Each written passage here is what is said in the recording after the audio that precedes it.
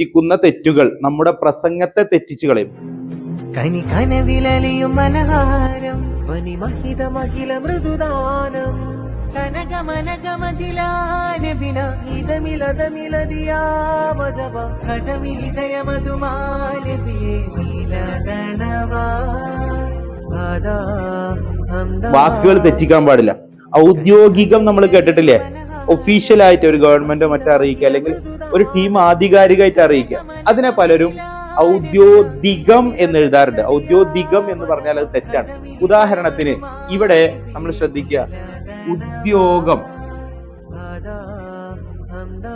ഉദ്യോഗം എന്നാണ്.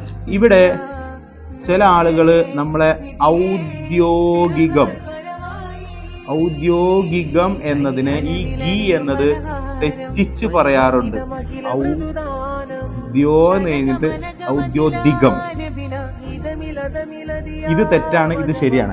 ഉദ്യോഗം എന്ന വാക്കിൽ നിന്നാണ് ഔദ്യോഗികം എന്ന് പറയുന്നത്. പല ആളുകളും പത്രത്തിൽ വാർത്ത വായിക്കുന്ന, ചാനൽ വർക്ക് ചെയ്യുന്ന ആളുകൾ പോലും തെറ്റിച്ച് പറയുന്ന വാക്കുകളാണ്. ഇതൊക്കെ നമ്മുടെ വാക്കിനെ, നമ്മുടെ പ്രസംഗത്തെ, അതിന്റെ ഭംഗി കളയുന്നതാണ്. അത് വരാതിരിക്കാൻ നിരന്തരമായ വായന നമുക്കുണ്ടാവുക എന്നതാണ് ഏറ്റവും പ്രധാനമായി ശ്രദ്ധിക്കേണ്ട ഒരു കാര്യം.